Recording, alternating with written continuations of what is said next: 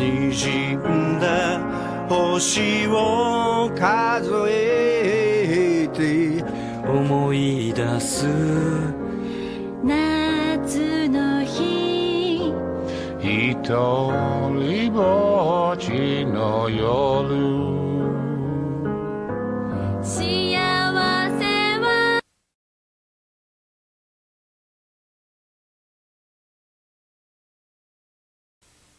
There's the Rickmeister. Bow, bow, bow, bow! Welcome to the Digibowl on Fox Kids with your host, Terry Bradshaw. Look at me. I get to host the first Digibowl. The first. Super Bowls, they come and go. But the Digibowl, now that's exciting stuff. But can't do it alone, so luckily I have two authentic Digi-Destins, Izzy and Kari, helping me. First, let's check in with my sideline correspondent, Kari. Maybe she can tell us what in the heck a Digibowl is.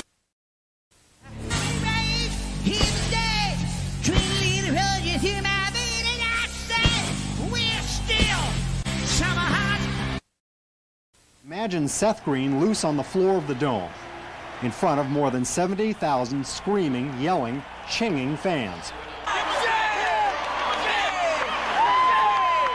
So what's it like to be Seth Green tonight? The spirit is amazing. Cha-ching!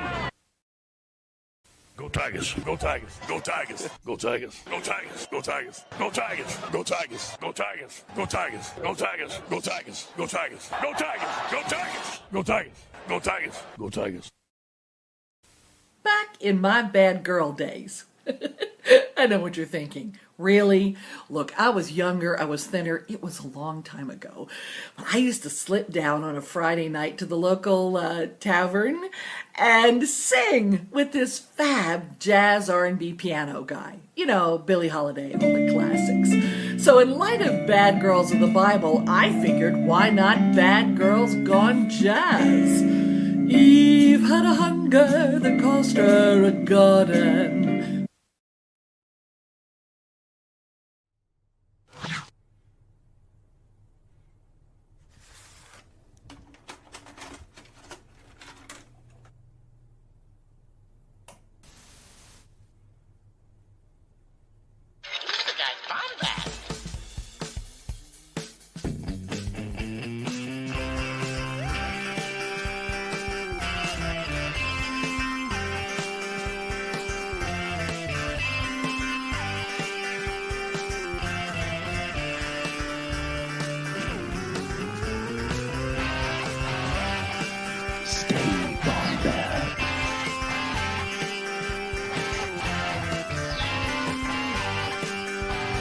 Welcome to the Bombad Cast.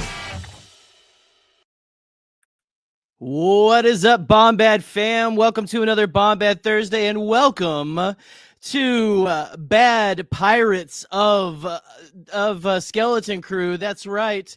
Jod had a hunger that caused him at Aten. Whoa, baby, here we are, guys. What's up, everybody? Bombad ass. That's right. We're here. We're here. How's it going, everyone? You doing all right today? I would say a pretty uneventful episode to talk about tonight. And you know what? Before we get any further, of course, I am your boy, the Canon Junkie. I've been saying that since 2013. It still sticks. It's still cool.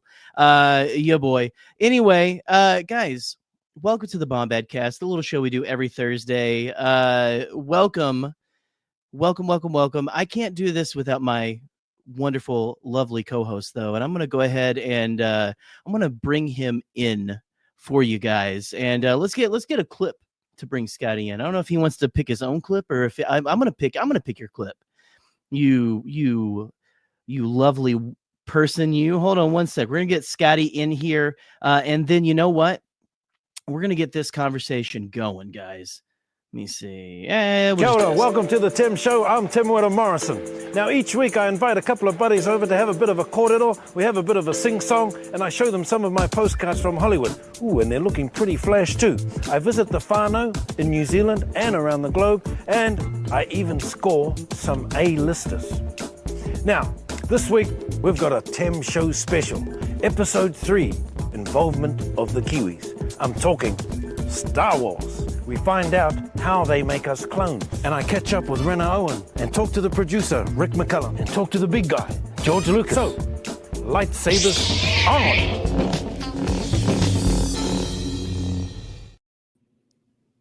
Scotty, buddy, whoa. Somebody's got a Dreamcast. Oh, somebody's dreams are coming true.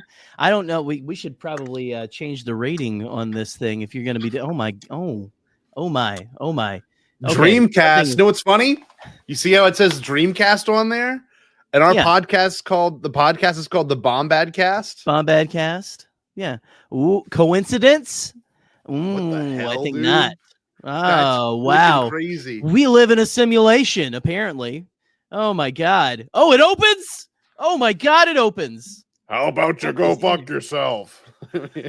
Not very nice, Mr. Dreamcast. Wow, Dreamcast? Wow. Anyway, not shout that out kind of show. Not Nathan, that kind of show. I love seeing Nathan in here. Welcome, Nathan. Brennan, yes. Of course, Brian, Eric Elliott, Eli. We got to give a shout out to Eli. Eli was heavily affected by the LA fires. He lost his child at home. So we should, if we can find some place to donate some Patreon money to, we gladly will, Eli. If you've got anything set up for your family, or if you want to help other people, we can spare some change. But yes, no, Nathan, I'm right. We should get to the discussion.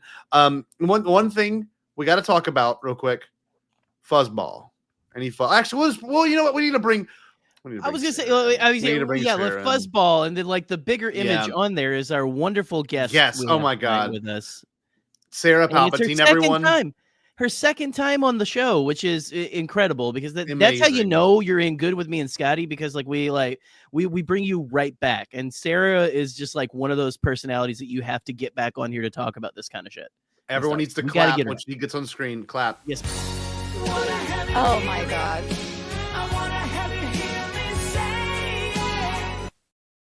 Yes. Sara, welcome.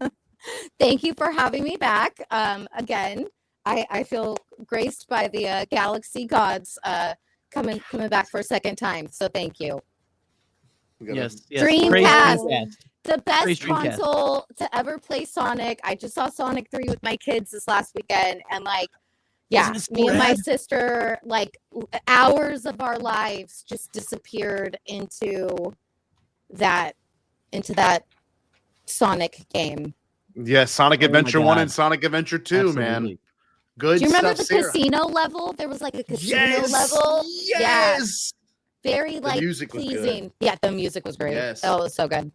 Sara, welcome back. Glad to have you here talking about a show that we're all excited for. Sara, I gotta ask you this real quick. Hold on. When it comes to this, recap show, we're calling it the Search for Fuzzball. And let's talk about Fuzzball for 2 seconds. Did he show up in this episode, y'all? Any Fuzzball? No. Like the animal at Trader Joe's, if you spot it, you get a sucker. My kids are always looking for that. I could not spot Fuzzball anywhere. I did not know that was a thing. Unfortunately. That's a thing? Yeah. Is that really a thing? Yes, it is. Are you so for real? Yeah, at my Trader Joe's, it's Sebastian the bass. If you find the bass, they'll give you stickers, and if the parent says yes, they'll give them a sucker. I've never heard of this before. Nice. Trader Joe's hidden animal? Is this real? Yeah, it might be different at each one. I think one of them, it's an otter. So yeah, some kind of a sea nautical river creature. This is a genuine development. I'm going to be a little kid when I go to Trader Joe's. Scotty is convinced that Scotty is so just internet and just like Bombadcast pilled that he thinks that Sarah's just doing a bit or something. No. I mean, if I was, I would never stop doing it. So you'd never really know. Oh like my Paul God, Rudd this is it. Conan. Yep. Yes. No, that's fair. That's fair. You're very correct. Yeah. Look at that. Is it different? Is it a different animal at every store? I think so. Yeah. We went to I guess that makes not sense. too long ago. It was an otter.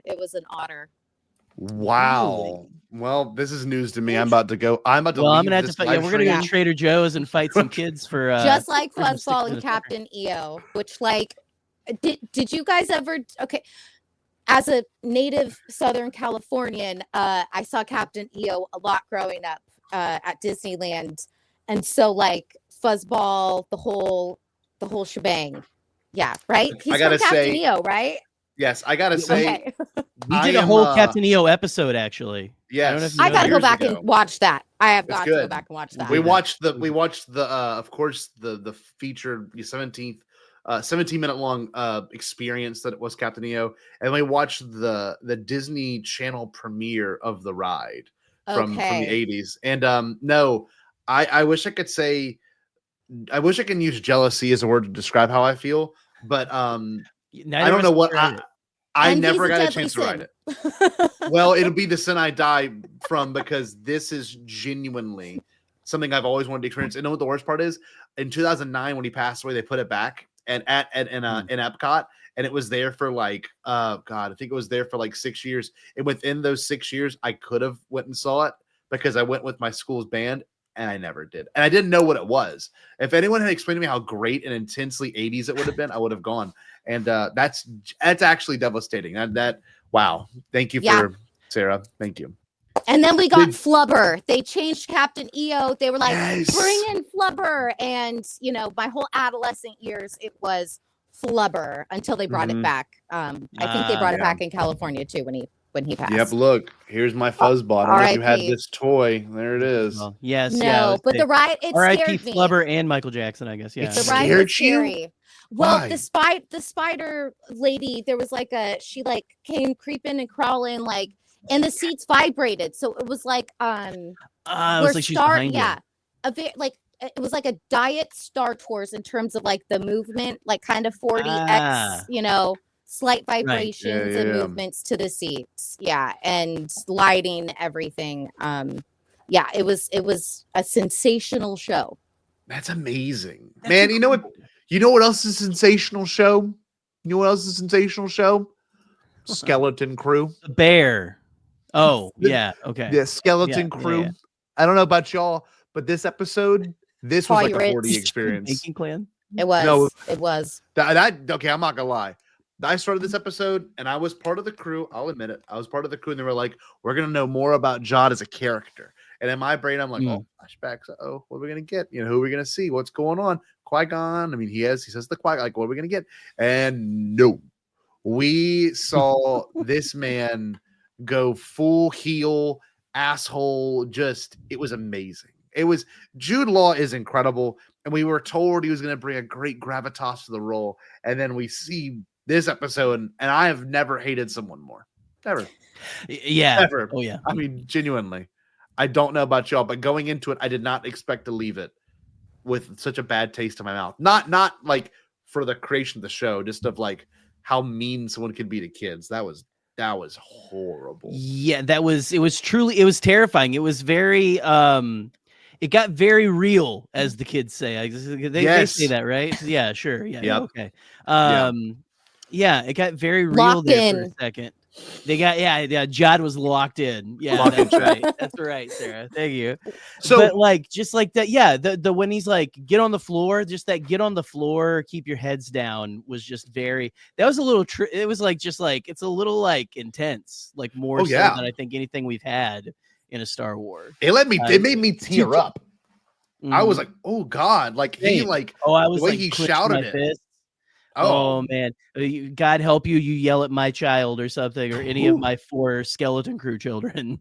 So, Sarah, do you watch this with your kids? Do you watch this show with your kids? We did the first 2 episodes, and then going back and forth between their dads and stuff. I binged most of it today, and then my youngest Levi came in towards the last couple episodes, and as they say, he was locked in. So I was like, we're gonna have to do a little slower watch through this, a little more comprehensive, bring it all in. But we do think something's up with Jude Law, and he's holding it close to the chest, very, very close to the chest. I'm getting Reva vibes. Okay, some trauma there. Okay. Man, imagine spreading the victims of Anakin Skywalker into multiple shows and having it. That'd be amazing. Literally, though, it's a huge possibility. And he spoke like he was jealous of the security and atmosphere that these kids grew up in. It was like, how dare you have parents that love you and want to communicate to you? How dare you grow up in this sheltered, safe experience? He kind of he sounded like Logan Roy from Succession a little bit, like, you know, screw you kids, you don't deserve all this stuff, where it's like, well, they're kids and kids kind of deserve anything good. So clearly he's been through something. 100%. Jerry, what did you think of it watching with Eleanor? Because I know that must have been intense. It's I was a little trepidatious, but I was like, you know what, I feel like, so we just watched she just showed me that show I was telling you guys about. That I forget the name of it, some kind of like Chronicles of Narnia ass shit, anyway so it's a little intense, so I was like, well, I think she could probably handle this. And so we watched it today, and she's locked in, and I have to tell you, and that the part where they get the parents' message, that made me emotional. Like, I mean, as a parent, but also, I mean, that just, I feel like has to get anyone, if you are a person who has been born before, you that should like make you feel something, just the way and I've never heard anyone talk like that in Star Wars either, like even like a parent, you know what I mean? It was so real, real world, which, I mean, their planet is the most real world planet that we've seen, the closest thing to our galaxy, right? But just like the way that they were talking about get back to good old Atten, and just like the way they were like saying you're not in trouble, that's just they knocked that sequence out of the park. Like the parents were, oh man, everyone. And so I was already like a mess of tears. Like, luckily when I watched it by myself and stuff, I had a little bit of a primer before I had the kid next to me and stuff like that, you know.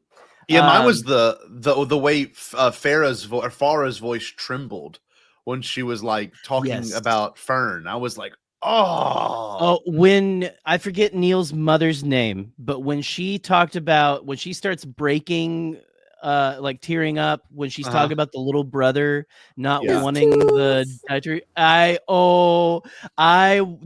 really got me. He just wants his brother home. He just wants his brother home. Oh man, that got me. And we don't know how long they've been gone. I just realized that we don't have a set. That was shocking. That was kind of shocking, because it was sort of like, bringing up the tooth thing, and just, you know, they did a really good job at like showing Wim's dad, like before they showed all the parents being kind of in on it, you know. You knew he was going to do something, like the gears were turning, but that was episodes ago.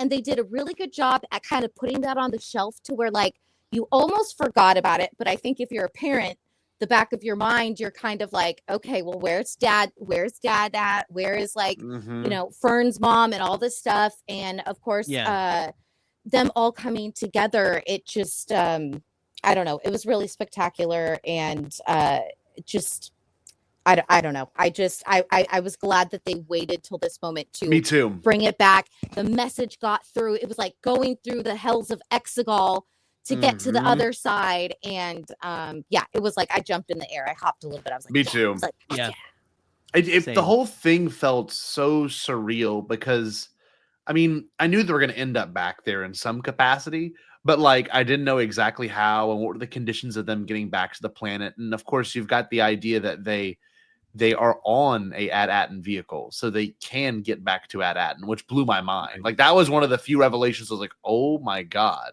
Whenever it's like, this isn't a pirate ship, this is an At-Atten ship. That shit, I was like, what? I'm like, that makes so much sense. Like, the idea of them being able to get back in the atmosphere because it's going to let them. You know what I mean? God, man, this show has done so many amazing things with setting up and paying off, like everything from KB's little voice box that she uses to, like, you know, John not igniting the saber until he's right in front of him when he cuts off, you know, 33's head. Like, it's just they've set up so much. And of course, I mean, the claw. I mean, the claw is another setup. Like, that has been set up the entire show. Them being on it, them messing around with it, and then of course it's the thing that grabs Brutus. Like, it's I can't believe it. Like it, every little thing has been set up and paid off. It's actually incredible. But yeah, I guess we can kind of go right into it. The opening. Okay, I've heard people say it was played for comedy bits, or I think it's played for action bits. I don't know. The whole opening of them getting shot and falling down. I guess if you're someone who likes to watch people get stunned, I'm sure. It's hilarious. I mean, come on, like. So what did y'all think? I thought there was a little bit of humor. I thought it was a very scary. I thought it was a very like. I mean, these are, and maybe it's the parent in me. I don't always want to like say that, because like I think that like people who aren't parents have absolute value in like the story and stuff like that with these moments, like we all can find something in this. But just like, I mean, it's a very like, for one thing, a very Amblin, but that was E.T. putting together the communicator in the forest. Is what it felt like at first. It felt like, that like very good Amblin vibes. But then it was just, there's a lot of like a sense of urgency, right? And just like, oh great, they're found out and someone's got to get it out of there. It's like I was cheering by the end when they got it out, I mean, that's what it was to me. But I mean, sure, I mean, I could laugh at it too, I guess. So. Sarah, what about you? Do you think it was played for humor, or played for No, I really felt like they were doing I don't know if like as a former cheerleader or athlete, whatever, it was just like the passing of like the baton. It was like as soon as the one parent got hit first, I think it was Fern's mom was like, she'll be fine. And like they all like all the parents, it's like they know the score. They know the score. Hey, we have one goal here. This message is getting out, and if any of us get taken down, you keep going, and you keep going until it gets out. And like, I think I just got little goosebumps. It was one of those like dad moments by the TV where I was just kind of like standing right in front of it, and I was like, okay, all right. And then it was like, and for it to be Fern's mom, I really thought it was going to be the dad, at the end, but it was great to show that she was kind of a stickler in this world. But it was like, no, she's willing to break the big bad rule to bring their kids back, not just her kid. I don't like when parents, I can understand it, but I don't like in movies where parents operate out of a selfishness towards just their own kids. It's like, well, there's an unspoken contract, parent or not, that like we all protect kids, and it's like, that's your kids, other kids, not your kids. Like it's everything. It's, if you're a normal adult and you see a kid in distress, you're going to help out. And just seeing them willing to sacrifice, just do whatever they needed to do to get to the end of that path. Like, I agree. I can't believe that was, people thought that was like for a funny bit. This is the first time I'm hearing it. Memo. I will text you later. These are the same people. These are the same people who were snickering during Nosferatu. Oh my god, I had a lot of that in my movie. I don't know, that made me so mad. Not mine. Anyway, to Nosferatu. I love beautiful. In. We're locked in. That's right. I love when Farah puts a satellite in the air and she does almost like a very 80s, like this is my last message. It was pretty beautiful. I don't know. It felt very last hope, religious almost. I was afraid that I was afraid they were gonna stun her off the rock, and I was like, just in my head, I was like, oh god, that would be horrible if she got stunned on top of that. That was just ethereal, very ethereal. Yes, yeah, absolutely. It was beautiful, and then the fact that it cut to the credits, and I've loved the credits, like that little like weird little piano thing it has. Oh, it's nice. It's very different than Mando, very different than Boba, very different than Kenobi. It's all it's like every show has its own little motif that leads into it. And that title card, I think it's so funny. It says skip ad or skip opening. I'm like, it's just like maybe 7 seconds. Maybe. Just blink if you don't want to see it. I mean, come on. Yes, it is so funny. It always surprises me. I'm like, who would skip? It would be like, oh, I gotta skip that. I don't know. Oh God, hurry up with it already. Let's go. Yeah, come on. I got time is money. Let's go. Yeah. Man, the whole thing of them,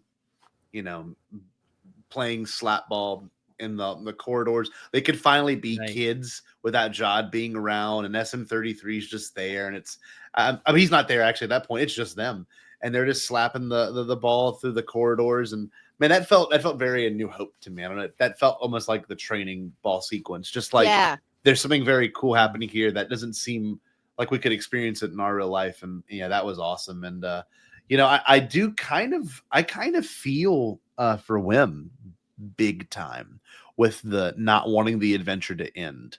And I know he misses his family or his dad, but like we've all been on those vacations or those experiences where you're like, this is gonna come to an end, and that makes me sad. And you kind of have to embrace it. And that's probably the first time he's ever felt those feelings before. You know, I don't know, that's a heavy thing. He's experiencing that melancholy, that feeling for the first time, like you said, that happy, sad, and it's the opposite of like Frodo, you know, where Frodo's like, I'm ready for this to be done. I'm ready to just die right now. And Wim's like, oh my God, there's more adventures to be had with the space pirates. And he's like, it's so cute. He's so oh my God. Just like I can. No, I felt very bad for him as well. Just like he has that line of like, I still got to take my assessment. You know, I do all this stuff. He's like, and I mean, anyone can like relate to that. I mean, I was relating to that. Like, man, I gotta look into this job. I gotta do that. I gotta look under that rock for this thing and that. You know, and it's like getting back, like you're saying, Scotty, getting back to the grind is just sometimes worse than cheating death. Yes, multiple days. That's what Neil brings up first. He goes, you know, adventures are fun, but I mean, and he says something along the lines of like, I've almost died a bunch of times. Yeah. So, but that's what an adventure is. Yeah, I mean, it's true though. I mean, not every adventure has to be that way, but like, I just think it's so well done that these kids went from being, I guess, on opposite ends of like the friendship spectrum to then being so cohesive that they can have these group discussions and be excited to go back home and face the reality that they're going to have to face. And I love that Fern's so scared of the, you know, that comes up later, but like the idea of being in trouble is just great because, you know, as a kid, that's what you're worried about. You know, you're not worried about everything else that followed it, you know. We're going to be in so much trouble. It's just so good. It's just knowing you've, you know, kind of done some rascal things and you're going to face the repercussions of it is really kind of beautiful. I don't know. I love that. Yes. I really love that. I could relate to that feeling. Because how do we know how old these kids are? Are they like 12, 11? I'm thinking 6th grade, like 12, 11. 12-ish. Like, okay, that's what I'm thinking. Yeah, around in there. Seems right. That makes sense. One time I'm probably around that age. I got to leave school because I was sick, and they told me my grandpa was going to pick me up, and I was like waiting and waiting and waiting. I was waiting in the wrong parking lot apparently, and so I just walked home and like did it just fine because like we do it with my dad, whatever. Like it was fine. I made it home just fine, and the whole hell broke loose because it was like my mom was at work and it was like she was like your grandpa was waiting for you in the one parking lot and like I can't believe you walked home. And it was like that short period of time where they were like, what the hell is she doing, where is she at?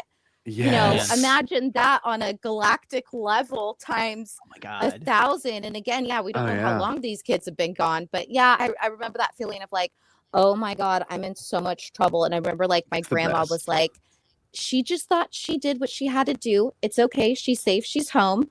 Like nobody needs to be mad at her. And like my grandma was a tough woman. And once I heard her say that, the relief, it felt just like when Fern saw the hologram, it was like, okay, I'm not in trouble. It's okay. She just wants me to get back home. What an amazing woman. That's awesome. I love that you brought this up because I've never thought of that story in my own life. And I don't know if Jerry has one too, but it made me think of my own one. Probably. When I was a kid, we lived really close to Guitar Center. So when I was like 13 or 14, I play guitar now. Me and my best friend Roach, we would literally walk through our neighborhood We would then cross. It's called Airline Highway. It's like one of the busiest highways in Baton Rouge. We'd run across it, and then it's 2 4 lanes of traffic. So we essentially ran across 8 lanes of like 65 miles per hour traffic. Classic.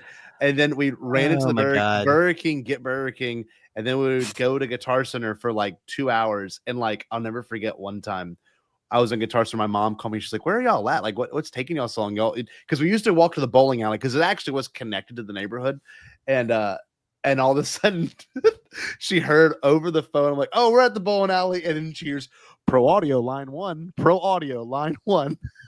Because the intercom and guitar Stairway to Heaven plays in the background. Dude, she was literally like, "You're not the pizza. You're not at the bowling alley eating pizza." I'm like, "No, ma'am." And then like she's like, "All right, I'll see you when you get home." And the whole walk back, Roach and I we're gonna be in so much trouble, man. This is awesome. But no, it's such a good feeling. Jerry, did you ever do anything stupid like that as a kid?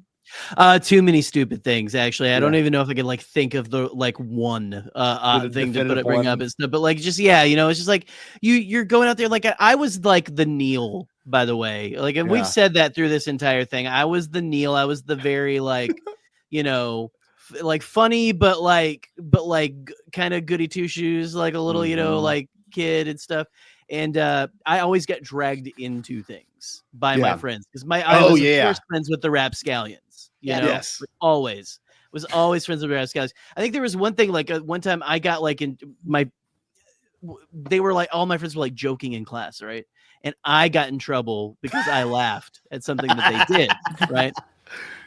There was one time, I don't know if you remember. Do you ever play? Scotty? You ever played? Is doorknob a thing that people do where like someone breaks wind and you call doorknob and that person has to run and touch a doorknob and the other people can beat on that person until they touch it? It's all like this is a very early. That sounds super very familiar. Early 2000s game. One time, that happened to me in the middle of an English class. And I was in the back of the class and I just got up and started walking and all my friends got up and followed me to the door, beating on me as we went and stuff. And it's just the 2000s were wild, kids. That's amazing. Early odds. Yeah. And like, no matter what, it's so funny how inconsequential that is. And like, I mean, what these kids did in Skeleton Crew, it's a little bit more intense than all the stories we just mentioned. But the idea of like, accidentally going on an adventure is something that I think is just so beautiful. And like, yes, while they're regretting it, yes, while they're, reflecting on it, none of them seem truly upset that they even went on it in the first place. I think there's a little bit of regret in the sense of that we have to end the adventure now, which is okay. Right. But yeah, no, I really love the whole idea of that whole moment. I think it was beautiful, that whole discussion. No, I guess there was one jump scare in this. I don't know if y'all felt the same exact way. When that pirate ship came in from hyperspace, the sound of it actually startled me. It's very loud. It startled make the you shit jump, but out it of is me. very loud.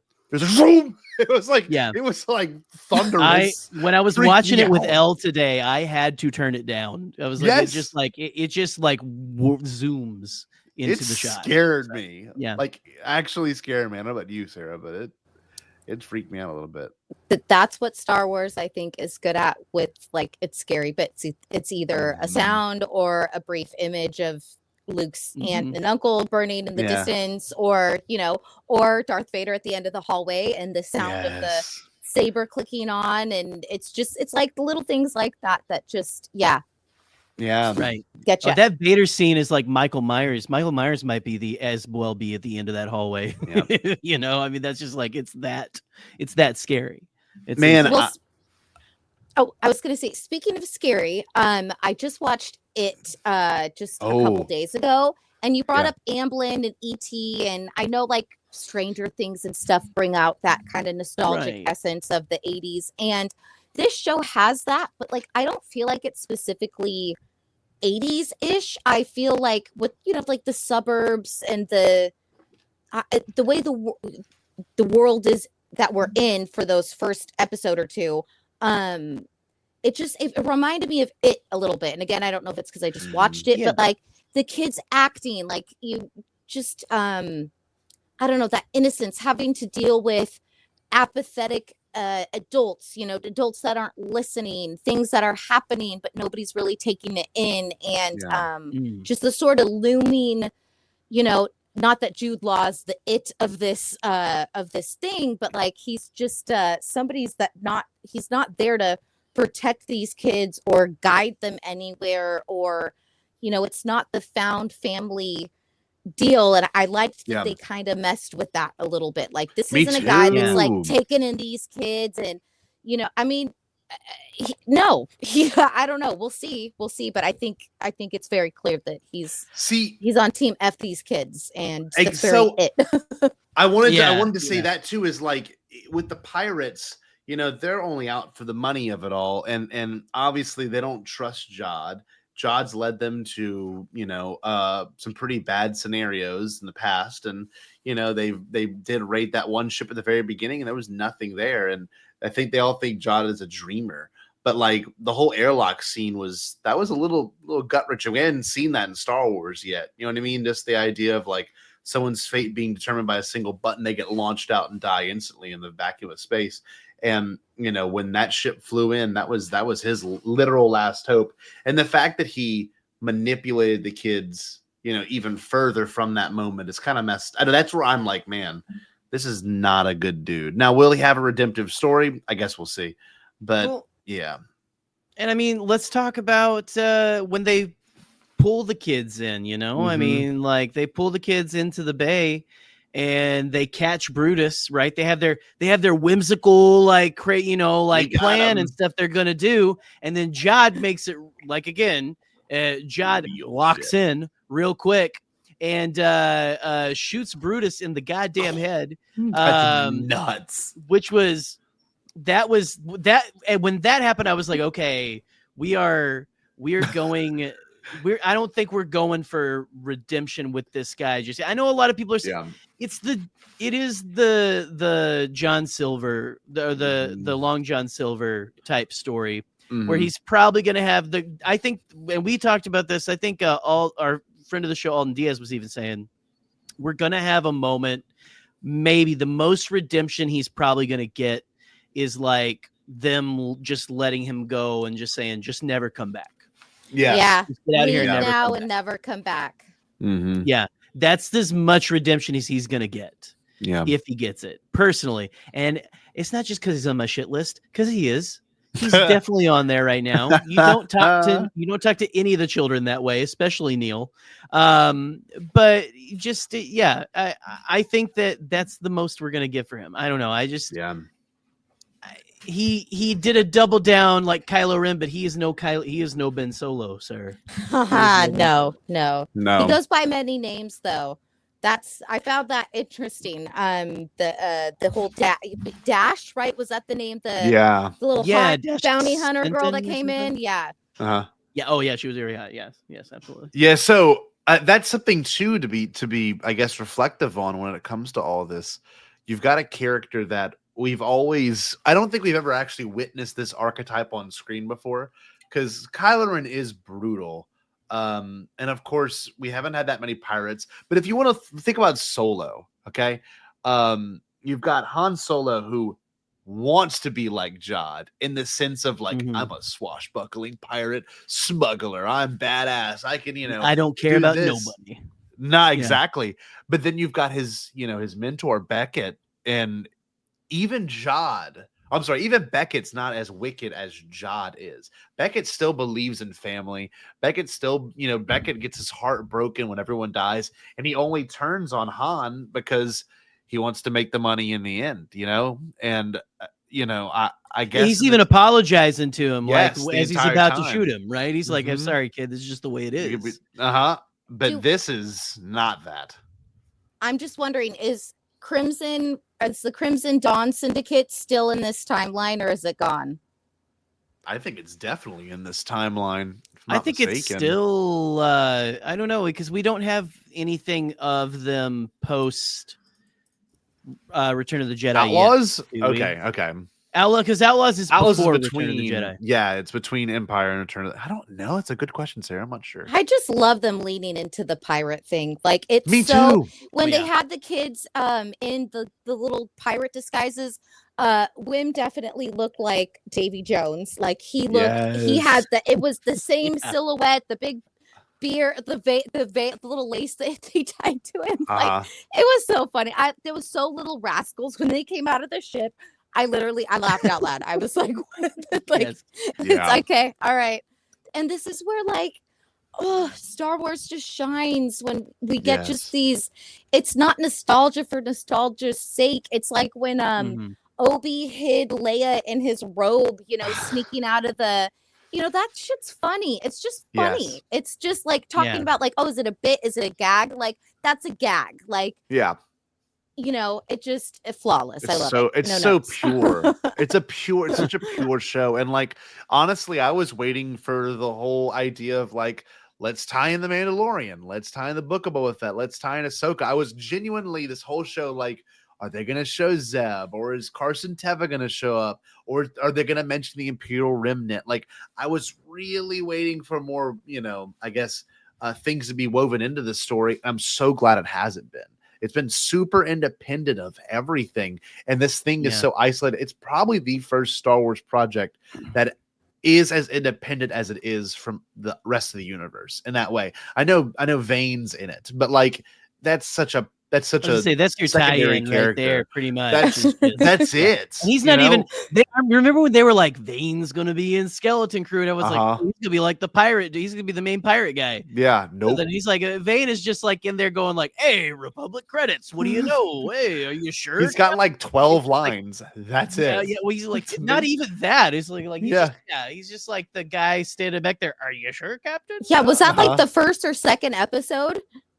Yeah, he was okay. He was in the second. He was in I think the sixth, and he was in the most recent one whenever John takes off. When the ship takes off without him. But he's Captain crashed it off. Where's go? Yeah, it's just he's just that guy. That's what Vane has become. So yeah. But I like that. I like that it's been so independent. You're right though, Sarah. It's such its own story. It's so pure. It's so real, and I love a lot of Star Wars. I do, and I always kind of dog on Andor.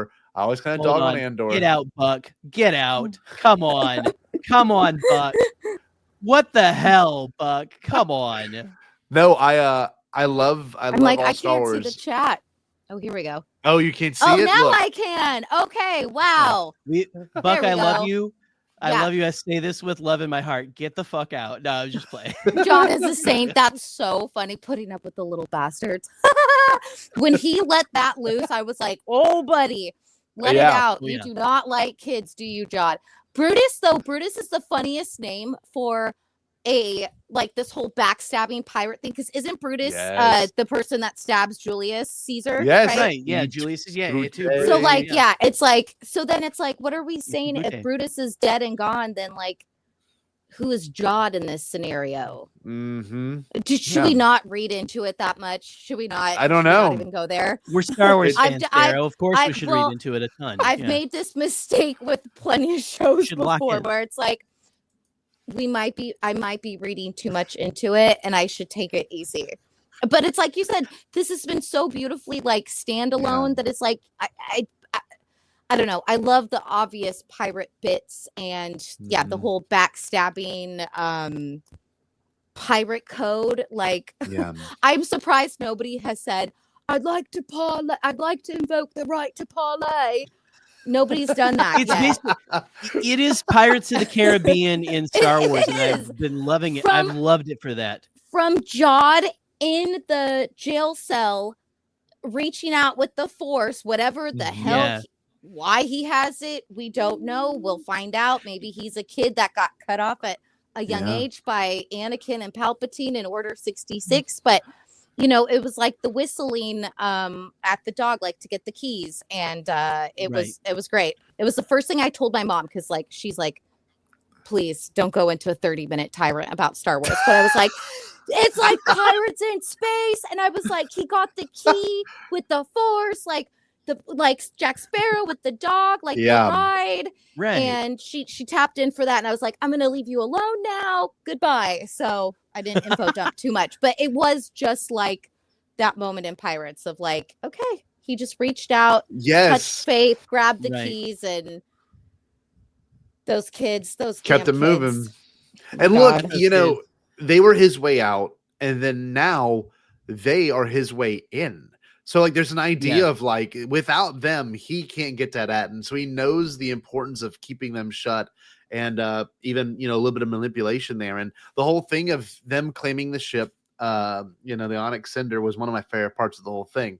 Because I was going to say, that's your moment of parlay, like he was saying here. Like that's your parlay moment there when when SM33 cold cocks Jod. God, that was so the good. I yelled in delight. Oh, I screamed in delight. I was like, yes. He goes, close enough. Yes, close enough. It's cold cocked, man. Yeah, no, I will say this is a great comment from Nathan. It is not just a kid show, it's just great Star Wars. It's exactly what it should be. It's beautiful. And I guess we can finally get into the speech. Once we see the parents' message, which we already kind of covered there for a second, I love it. The first thing they say is that they're from At-Atten, and then Jod's like, too late. Just like they've already. Yeah, we're literally waiting outside the planet. Don't tell anyone. But I love that in the message itself. I love the way it's edited. Like, obviously, when they recorded the hologram, in universe, they edited it like really perfectly in the sense of it showed who, person, big line of dialogue, a big finisher, and then of course it ended. But like the emotional weight of that moment was so good, and how Wim's instant reaction was like oh damn, what's it called? I can't think of it. Give me a second. It's the famous meme. Leroy Jenkins. Leroy Jenkins out. Leroy Jenkins Dude, the fuck out of that. He's like, attack, and he just ran in. He just ran attack! in. Yeah, well, they're like, we got to think of a way to like attack. No, he said no. Love him. Yeah, very fire sign energy. That kid. He got that boost that he needed. His dad, he got his dad telling him, "Hey, I'm sorry" and stuff, and he's like, "You know what? I'm tired. I want to go fucking home." Yep. And him and his dad, him and his dad needed that. I think he needed to see his dad fight in whatever way fighting is in their world, or whatever fighting is to his dad, to the parents, and that was their parents' resistance. Whatever's going on in that, on that planet, whatever, but like. They resisted, and that was kind of cool to see, so and cool. he needed to see that. And I think, like you guys said, that gave him that fiery little moment of like, no, we can't pause. We can't stop. There's no planning. It's just, we got to go. And we got to keep it moving.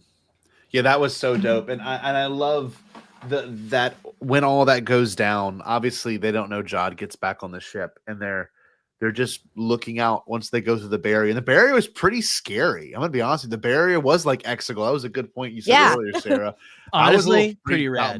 I thought it was Operation Cinder Devices when I first saw it. I thought there was the things from Battlefront 2 where like if someone were to go through the barrier, it would just destroy the planet or something. I thought that would be the next moment. But I love that it was, it would just zap the ship and destroy it and explode it. That was awesome. That was very intense. But when they cleared it, what? The ship? What? You just reminded me of when the ship transformed. Of when it went from like when she pushed the button. Oh man! By the way, that's my daughter's favorite moment of the show so far. Yeah, really. She will not say. She brought that up on the car ride home when I told her we can watch the new Skeleton Crew today after picking up from her mom's, and she was like, "Oh, remember when they like." Press the button and the ship like came out of the other. Oh, that was that's so cool. And it's just like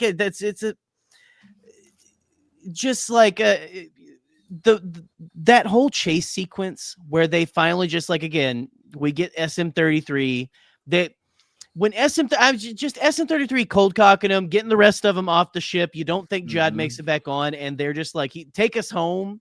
That is just such a triumphant sequence. Oh, it is. It's like that whole thing. And then that chase. that chase is just like maybe one of the it's like up there with the asteroid chase for me. Yeah. And that might be like saying a lot and stuff. And then Sure. maybe it's just because it really is just so exciting. And so it reminded me a little bit of Solo, even when they're going through when they're doing the castle run as well, you know. It's good stuff, man. It's such a good show. And you know, that was the next thing we into them looking out at their planet, a planet that they've been struggling to find, a planet that they've never seen from space before, and like all of them having that super big emotional beat, but Firm in particular, who's like, you know, just staring off into it. You can see the glow of the planet in her face. This is where the volume shines, by the way. This is where the volume as a stagecraft device makes the show so much better, because like you're looking at it and this is what they're looking at too. Like visually, like the glow on their face is the same glow that we say the were glow on the experiencing. face adds so much. Yeah. It adds so much. And like you feel so immersed in it, and the music, and I started to tear up watching that scene because I think it was, I wonder who it was. It might have been Neil, but one of them's like, it's just so big. There's just so much of it, you know? And then they didn't know. I mean, because it felt so small. It felt so small and incubated to them before. It's like when you leave, you know, your hometown to go move somewhere else for the very first time. And you're like, whoa, like this is there's such a bigger world out there, you know? And your world is big too. You just don't know it. You know what I mean? You don't know how vast your life can be. But yeah, that was a huge emotional beat with them looking at it. And then there's Jod. There he is, man, out of nowhere. Oh, that gutted me. That was a hard thing to watch. Genuinely hard. Is anyone thinking that SM33, or is he done? Is it like K2SO? They can repair him now. They could totally repair him. I'm hoping it's that way, because again, I don't know what I'm going to tell my 7-year-old who, you know, is loving that character and stuff, you know? No, my son, when we saw the mouse walking around after his head got decapitated, he was like, that was the mouse's home. And then when 33 knocked Jod out, he goes, I think he broke his neck. And I was like, this is rated TV PG, so he definitely did not. Did not. Maybe. Should he have? Did I wish that he did? Yes. Yeah. Although Tamara Morrison did draw blood in The Mandalorian as Boba Fett. That was Robert Rodriguez with, what was that? The rescue? No, not the rescue. That's the finale. The penultimate episode. Oh yeah. When he got taken by the robot. Oh my god. And he just kicked ass. He whacked the plastic off the stormtrooper's face with a stick. Oh my god. It was like one of the greatest. I don't need Star Wars to be violent. There's enough violent things in the world. It's called Star Wars, so like, you know, there's an inherent violence in it. Sure. But like seeing a stylized fighting, it's like when we watch lightsabers. Seeing a good fight outside of the lightsaber essence is really, it's like watching the guys in Challengers play tennis. It's like, I don't know what's happening here. I don't know tennis, but whatever they're doing it right. And it's exciting to watch. Like, I don't care about tennis, but I watched that movie and I was like, I could watch these people play tennis, and I could watch anybody in Star Wars fight if they fight good. That's the thing. This show has had a good bit of action. Obviously, no saber combat until Jod takes that thing out and obviously slices off SM33's head. It's brutal. Scary. That is scary. It's the scariest a saber has been since that Darth Vader hallway scene. Honestly, yeah. This felt a little bit like Kenobi. Whenever you know, when Vader has Kenobi like his face on the coals and he's like burning Kenobi up. That's that same energy to me. I'm like watching. I'm like the Vince McMahon app, right? Or meme. I can't. No. Yeah, I can't think about it. No. You're gonna feel the pain you raked me through. Yep. Look, and but the whole speech, like Jude Law is obviously like an A-list actor, one of the best in the world, but like I think this was his greatest scene in anything ever. Mm. Like this was just, he turned so quickly and went sinister so fast because we're so used to seeing kids, even in shows that are like, you know, just as intense as this one is. We're so used to seeing kids treated so, you know, fairly and wonderfully. And even when they're mocking them, there's a little bit of a tongue-in-cheek thing in there. This did not feel like that at all. This was they like, talk to them like the Wet Bandits talk to Kevin McAllister. You know? Yeah, it feels a little goofy. Yes, yeah. But this is like seriously some dark shit. Like this is like I don't know. This is like, I'm not saying school shootery, but there's like a little bit of the, you know, I couldn't imagine holding a weapon to a child's face like he was doing, you know, and like his I couldn't language, it was very, like you said, very. I mean, wasn't he saying like I'll slash you up slowly and like yes. Well, He's like, I guess I'll he's find kind you- of like it. He did have a Pennywise moment where it's like, I'm feeding off your fears. Yeah. Well, he Ugh, told it's he like basically a- told him he's gonna cut up your. I'm gonna cut up your parents. I'm gonna make it slow. Is what he basically. Yeah. Told. And my it's like that's like the worst. I kept in that part. I kept looking over. I had my Ellie right next to me. I was like, "Are you okay?" And she's like, "Yeah, okay. We'll keep going." Okay.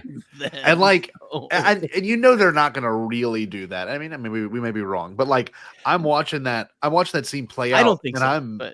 I'm so drawn in just with that moment alone. And then when he starts screaming at each individual child, you know, he called he goes, all you do is jabber, jabber, jabber, talking to Neil.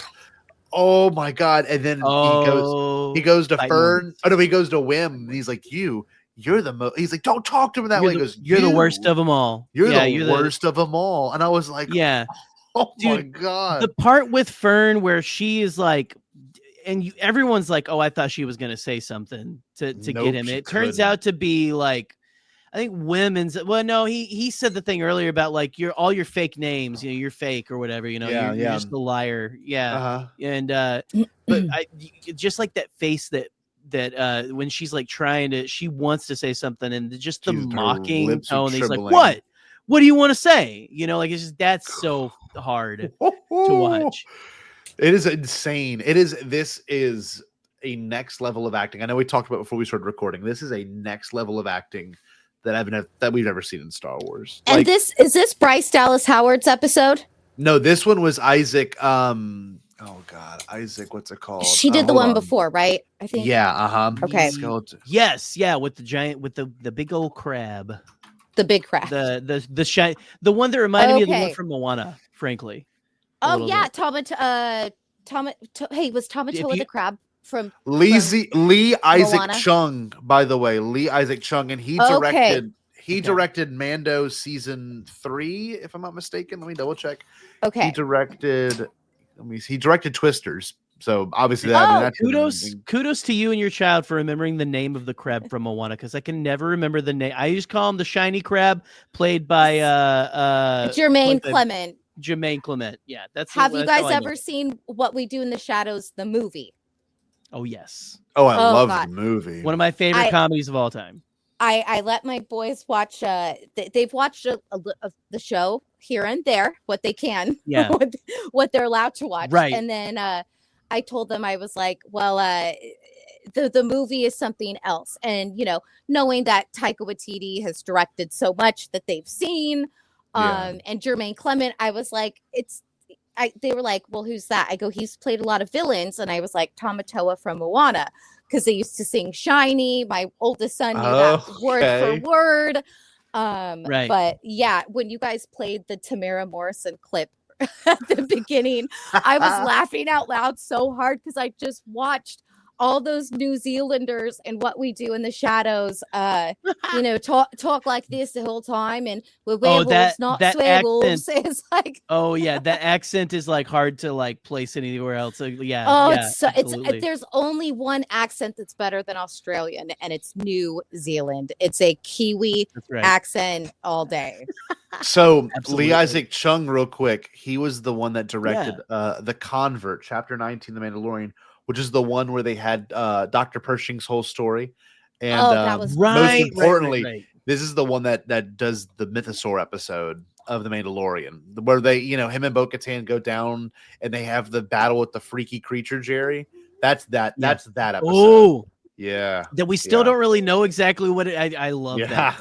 It's the best Oh, thing I love ever. that. The weird, like, Phil Spider Tippett, dude. Mad Nightmare. God, monster. The down there. Cyclops Yeah. spider thing. Yes. But no, the whole intensity Cyclops of that Spider-Man. speech was so good. And, you know, I love that it immediately goes to them landing on Manhattan, and, you know, and it goes into autopilot, and they're going down. And I thought the whole mint scene, which I saw Nathan made a comment about the mint scene, that was a little wild. I don't think any of them knew that mint was there, which was super interesting, or where it was. They knew what they were doing. I think they know the purpose in some capacity of what they do, but I don't think anyone's ever actually been to the mint. I have no idea. That's where the lore is getting really weird. Yeah. Well, that's like, do we know if like they have regular ships come in or not? Because it kind of seems like, and again, we'll find out next week, maybe. If it seems like maybe they haven't had a ship, like, in who knows, you know, hundreds of years, maybe, you know. Man, I just thought it was so interesting when they get there. There's over 1,000 vaults as well. Yeah, of that same 1,039. But 1,139, I think, is what they said. I love that number. I thought he was gonna get like when in Harry Potter, when they end up in Helga Hufflepuff's vaults and they try to get the one cup or whatever, and they just like the treasure starts multiplying. Oh yes. Yeah, I was like, oh, it's a trap. I was like, it's a trap. And me and my son were watching, and we're like waiting for it. We're like, maybe not, but I don't know. I think Jod's gonna get it. I think he's I don't know. He's either giving me like a Dread Pirate Roberts thing where it's like, is he really like actually the biggest, baddest pirate in this universe, and he's just Palpatining it? He's pulling this whole Princess Bride, like, or is he just a stupid pirate that's gonna get his comeuppance at some point? I don't know, but I don't know. That's interesting. I don't know if I think he's gonna like bite it, but that would be so interesting. One thing I wanted to bring up too is the idea that this vault system is so deeply underground, like the core of the planet, and they show that really weird like thing that they're harvesting from. I have no idea what that was, or maybe as a manufacturing like sphere. I have no idea. It looked like it was just like maybe like a sphere full of the molten metal or something. Yeah, maybe. Oh yeah, that was weird. And then they go down even further. And now I will say, for any of the behind the scenes people, this is the best use of the volume ever. Because all they're doing is standing on a platform, and the walls around them are doing that really cool moving thing. And like, even when they finally stop and you get that silhouette of Jod and like the vault opens, I'm like, this is all in camera footage. And that is fucking crazy. Like, I couldn't believe it. It felt like a Walt Disney World ride. Or yes, something. Like you're standing like you're an audience sitting behind Jod or something, and like it makes you feel like you're down there with him, is what it felt like for a moment. So yeah, and I love how he's talking. You know, he's the emissary, and those kids are just sitting. He found these kids stranded, so he saved them. And man, the second they get to that vault and they go and that platform rolls out and that door starts to turn, and you see, and like literally I had to pause it this morning when I was watching the light. It is, the light on his face, like it is so big. Like I couldn't believe the size. When I first watched it, I was so overwhelmed that I couldn't tell what I was looking at. And then I watched it again. I'm like, oh my God, this is insanely big. This makes no sense. I don't know. It's like Fort Knox times infinity or something. Yeah. It's just like absolutely insane. Well, and like it's, I think that Half Moth, Brian's making me laugh here. He's gonna dive into it like Scrooge McDuck and break his neck because it's credits and it's not swimmable. Whenever he like has them spill on his face, I was like, wouldn't that hurt? Like they're like some pretty substantial gold bars. But just like just that whole moment of just I'm wondering when the other shoe's gonna drop with those droids. Like it has to be. We are all on the same page, thinking that the supervisor is Rened, right? The pirate. I'm the pirate who went there, right? That's what we're thinking, and he's just a long-lived species, or it wasn't as long ago as we think it was. You're right. Yeah, is that the pirate that Jod keeps talking about, like the big bad pirate that like has seen it all? It has been okay. Right. So is that either going to be him or, like you said, is that guy still living? Is he still here? Is he? I don't know. I feel like I feel like we're not done with that. No. That That's that lore is gonna drop. He was hidden too. Like they Yeah. scrambled that for a reason. Like Yeah. the hologram of him His in the face. last or in the couple episodes ago. Yeah. I just it does feel like that's going to be the reveal. Is he is sitting there running this thing. He gets as much as he wants, and I don't know. Maybe he's got other. I don't. It's really interesting. I'm so I don't know how it's going to end. I Neither truly do do not know how next week is going to end. God, I'm just so excited to get more of the lore stuff. Just like Nathan said, there is a lot of lore drops with like, oh, here's the one thing none of us talked about. They'll find out everything when they graduate. Like, that's the only way they know how the society functions is with. It's kind of like, it's like The Village. Yeah. Yes. It's this idea. Like M. Night Shyamalan's The Village. You've got to cross the threshold before we even give you the full reason why we're all here.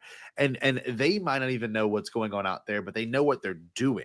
They just don't know if it's they might not know which republic they're serving. And I know people are speculating, is this Old Republic, High Republic, New Republic? Is this the Galactic Republic? Like which version of the Republic is this? And I don't think even the citizens of AT-AT are aware of what they're doing for the greater, I guess, the lesser good or the greater good of the galaxy at large, But I was watching that scene and I was like, this is just so much lore all at once. And the kids finally have their reunion. And, I hate to say it, but the way it cut off was like, oh my God, like he ignites his lightsaber and then it's just over. The big zoom out. It's just, and he's so close to them as well. It's just like, is there, okay, so I don't know. We've got a lot of other things we could talk about as well, but like, just like speculation on next week. How do you think they're going to get out of that situation? I personally don't think he's going to get any of them. Yeah. Right there. I don't think something. No, not at all. He's not Anakin. If he was ever a Jedi, that his training got cut. Like, what's the worst he could do with that lightsaber? Throw it at one of them? Right. He's just swinging it like a baseball bat, like like Rey at the beginning of do we think like maybe Wim or one of the kids like has latent force abilities or something? Maybe probably maybe Wim at threat of losing his dad, losing their parents, he just like. Who knows? I'm interested to see because it's so abrupt. It's like, how's the next week? As soon as it starts, it's going to be balls to the effing wall. It has to be. So I'm going to show one image, and I don't mean to spoil it for anyone, but there was one image that's Empire Magazine put out there, and I don't know why they put it out there. I would love that, Cooper. Okay, it's a very strange image that they revealed, and this is the image. I don't know if anyone's seen this or have been talking about this, but this is an image of, it's hard to see, but this is insane. We haven't seen this came out like before the show came out, right? This is, now look, if you can tell, it's Neil, Wendell, Wim's dad, and KB. We haven't seen this yet, right? That's this is all them on his dad. That's all of them on speeder bikes. So they're Jod's gonna get Fern and her mom. Maybe. I don't know. And the rest of them are gonna escape. Oh, hello. The other thing. Let me find the other one. Hold on. And I showed this to Jerry last week on the show, but there is they did that little itty bitty episode about the Daniels, the little YouTube clip about the Daniels being in Skeleton Crew. And there's one shot. Let me see if I can get it pulled up real quick. There's one shot in that trailer that is straight up from the finale. It's just insane. I mean, I don't know why they left it in, because I'm the kind of guy. I guess there's a lot of fans like us who just love connecting the dots. And this one is one of the biggest, most insane. Like, let's just throw this in there. It's a good shot. I mean, it's literally all of them in the supervisor's office. I mean, that's literally that. Like, these characters have never been together before in this whole show, and this is them clearly in AT-AT's supervisor's office. You can see the volume in the background. Like they're gonna get there. They're gonna talk to this man. You know, I just think it's super interesting. It's going to be Luke Skywalker, our newest iteration of young. It's going to be 33-year-old Luke, and they're going to have a different actor this time. That's right. Paired That was with Ellie's AI technology. No, just joking.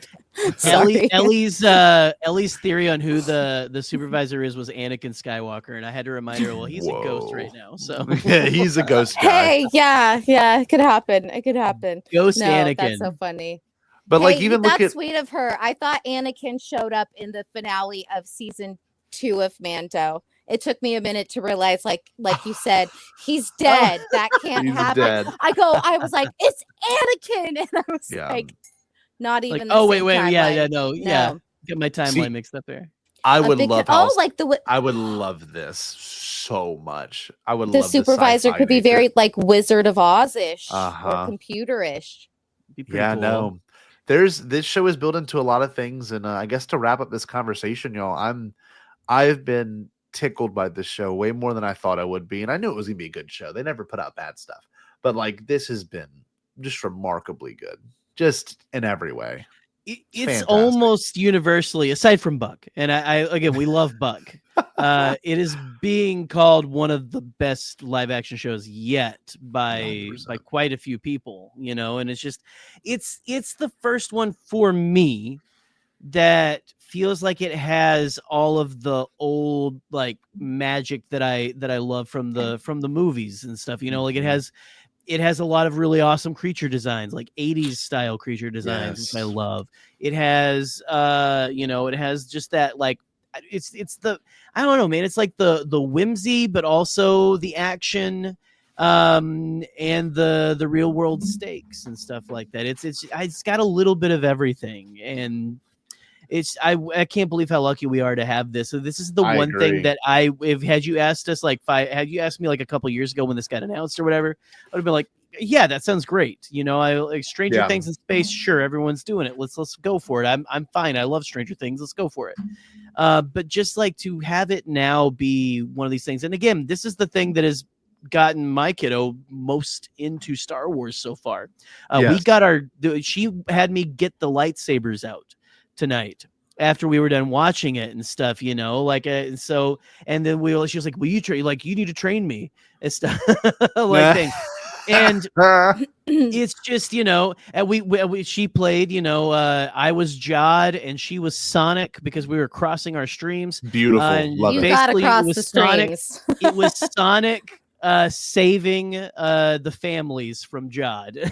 Oh, that's cool. That's dope. But this is, you know, it's not just, it's got everything for us, but like it's really, I think, pulling in, which all these things should. Aside from Andor, which Andor is great and stuff, but it's not pulling in many kids as far as I know. But it's just like it's pulling in that younger generation. It's pulling in the new kids and maybe even a younger generation than they usually pull in, you know? Yeah. And so it's beautiful. That's special. It's remarkable. It's nice. And it seems like they have been kind of good at that lately, where like there's been so much discourse and not getting into it with the movies that have come out and this and that and everything and this show and that show. And I feel like between this and the Acolyte, like you just said, this feels like it's pulling in some younger kids. And I was a little scared to dip my toe into it because I felt so hurt and burned by the whole Acolyte thing. Same. Because me and my boys, you know, talk about like an organic like reaction. That was something like when episode 5 happened and we saw the Stranger and Chimere and all that go down. I thought all three of us like levitated. We literally, like, my 100%. Youngest was playing outside the room.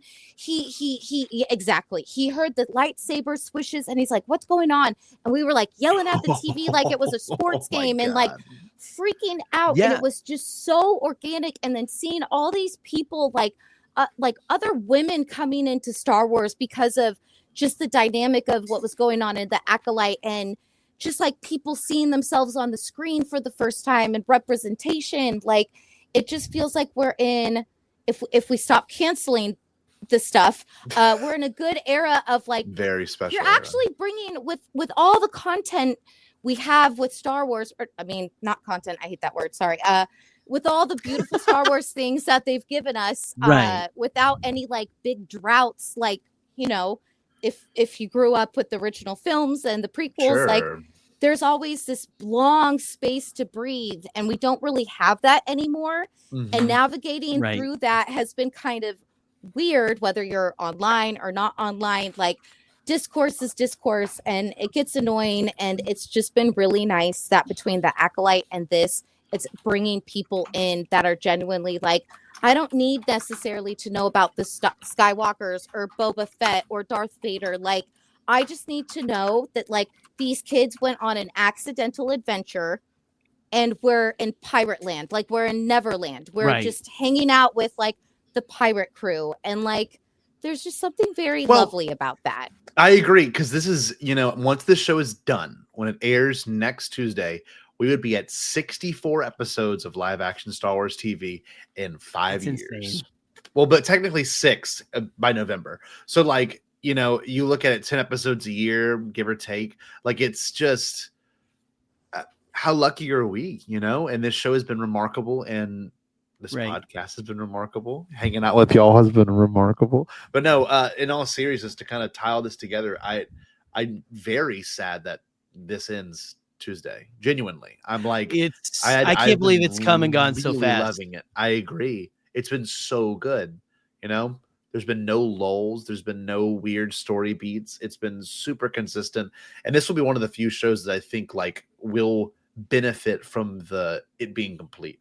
Like, this is a binge watchable show because of how it's told, you know, and it's not like Stranger Things where it ends on a super high super high cliffhanger, and you have to like, you know, kind of watch the next one immediately. It's been ending very good. And I agree. Nathan said the best. I am both happy and sad, which is true. You know, it's amazing. Hey, Taylor, what's going on? But no, I guess, I don't know. I'm tired. I want to go to bed now. This is, I've been dying to talk about this stuff, and it's been super awesome to be able to reflect on this whole show with you both. And I don't know, we're in a very wonderful spot right now. And I'm as excited as I am for the finale. Like I said, I am not looking forward to these next 5 days when it is there, and that last time it shows up on my screen. And Whim's melancholy is getting into real. You. Yes, It is. Casey Musgraves has a song, Happy and Sad, at the same time. That's what this is. Right now.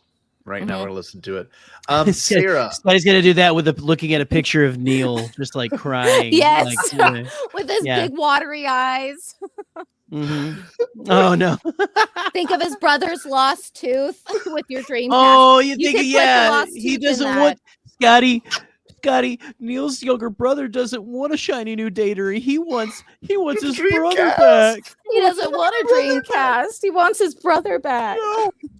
He doesn't want a talking Dreamcast that tells him to fuck off. He wants his brother. Fuck off. Oh, doing that good. Oh, anyway. Dreamcast.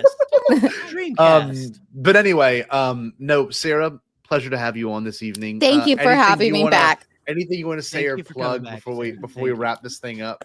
I will plug my podcast, Curiosity Killed the Cat. I've been on a bit of a sabbatical, but I should be getting back in the recording booth and getting some episodes out here soon. But I'm very happy to talk Star Wars with you guys anytime.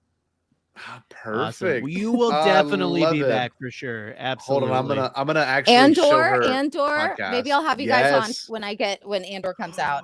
Because I'm not missing Andor this time. I did not cover Andor on my podcast the last time, and I'm not doing that. I'm not making that mistake again. Here it is. Thank you. Very sweet. Of course. Go sub. Absolutely. Yeah. Go subscribe to Sarah's podcast. Absolutely. Right now. Come on. It's awesome. Sarah, so thankful. Oh, I didn't know you did a Totoro. Okay. I'm actually listening to that this week. Did a couple. I've been on a big Ghibli kick. No, thank you so much for coming on. Jerry, do we have anything we need to plug? I think next week we have Adam Frazier on as our guest for the finale, Adam Frazier, as we always do.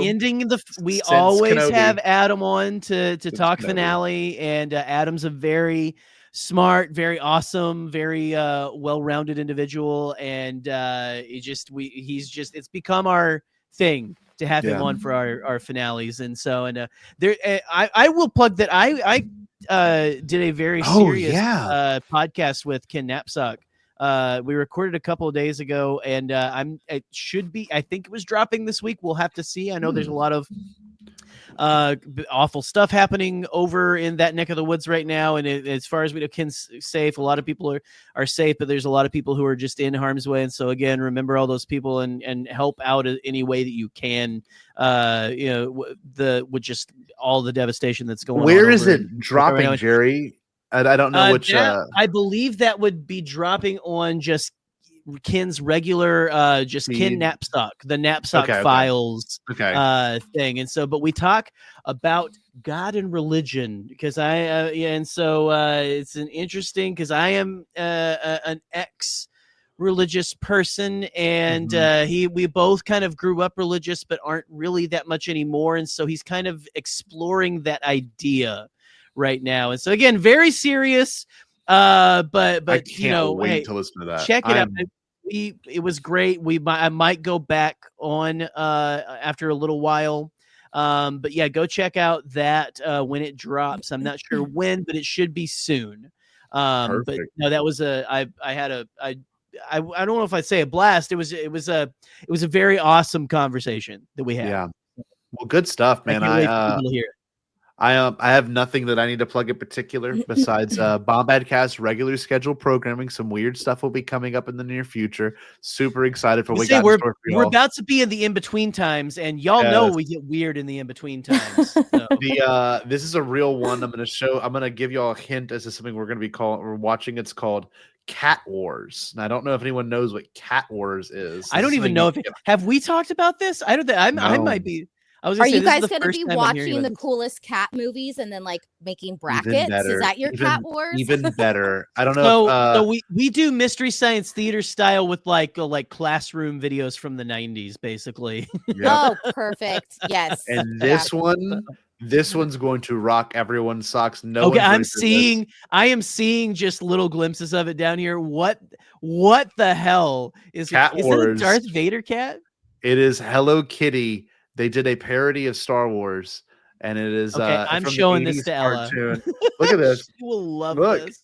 Oh dope. My God! So we're going to be talking about that. Awesome. We're going to come back to that. The second Skeleton Crew's over, and you've got the Obi-Wan Luke character. You've got Leia, Hello Kitty. That is the Skeleton Crew. That's so this funny. Is the look like right there. They're flying around in a cat row. They're flying around Neil. They're all there.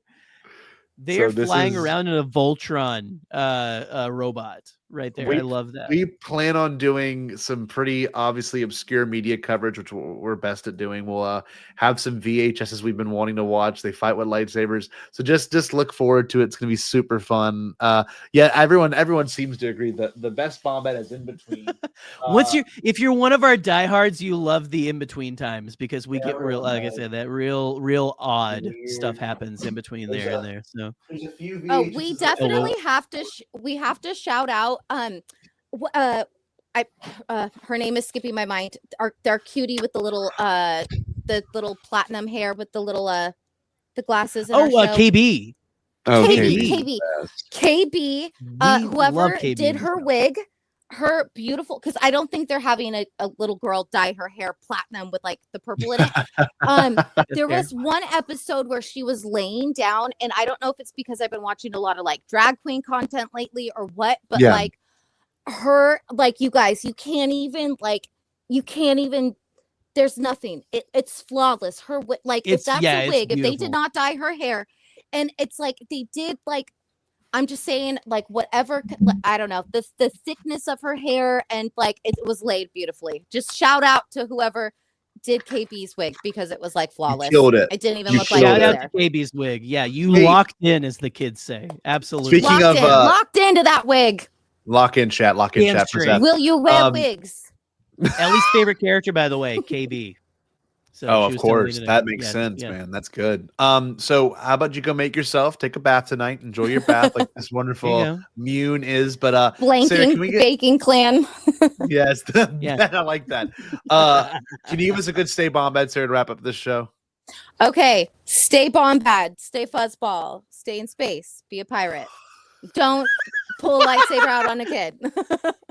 Yeah. Till next week, y'all. So hoping Pedro shows his face in the Mandalorian movie. Yes. This is what the money is for. It's what the money is for. We need to see his face one time in the Mandalorian. We'll finally get it. We'll finally get it. Absolutely. Get it. Thank you guys. Thank you. Love you, Sarah. Hey, Mom, Thank you guys. Stay Fuzzball. Did you say impossible? Pasquale? Only kidding, Jackie. I've changed my tune because I finally thought of a possible dream that we can all share. What is it? Pasquale? It's a dream about a world when nobody is poor or sick or hungry. Oh, now that's a dream we can make come true. I'm gonna make a change for once in my life. It's gonna feel real good, gonna make a difference, gonna make it right. As I point up the collar on my favorite winter coat, this wind is blowing my mind. I see the kids in the street with not enough to eat. Who am I to be blind, pretending not to see their need? A summer's disregard, a broken bottle top, and a one-man soul. They follow each other on the wind, you know, 'cause they got nowhere to go. And that's why I want you to know I'm starting with the man in the mirror. I'm asking him to change his ways, and no message could have been any clearer. if you wanna make the world a better place, take a look at yourself and then make a change. I'm starting with the man in the mirror. Oh yeah, I'm asking him to change his ways. come on, change. No message could have been any clearer. If you wanna make the world a better place, take a look at yourself and then make a change. I'm starting with the man in the mirror. Oh yeah, I'm asking him to change his ways. No message could have been any clearer. If you wanna make the world a better place, take a look at yourself and then make a change. Time for us to take a break, but we wouldn't dream of being gone for long.